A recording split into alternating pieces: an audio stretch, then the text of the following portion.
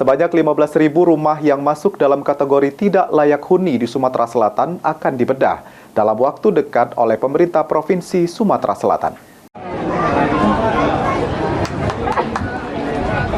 Program bedah rumah tidak layak huni RTLH merupakan salah satu program pemerintah provinsi untuk melakukan pengentasan kemiskinan.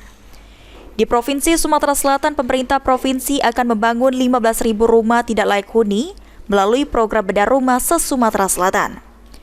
Diungkapkan PJ Gubernur Sumatera Selatan Agus Fatoni, pihaknya akan membangun 8.391 rumah ditambah dana CSR dan dana desa. Sehingga kurang lebih ada 15.000 rumah yang akan dibedah di Sumatera Selatan. Ini tadi baru ada peletakan batu pertama bedah rumah. Ini merupakan program gerakan bedah rumah serentak Sumatera Selatan. Jadi kita akan membangun 8.391, akan ditambah lagi dengan dana CSR dan dana desa. Ada sekitar mudah-mudahan bisa mencapai 15.000 rumah yang akan dibedah di Sumatera Selatan.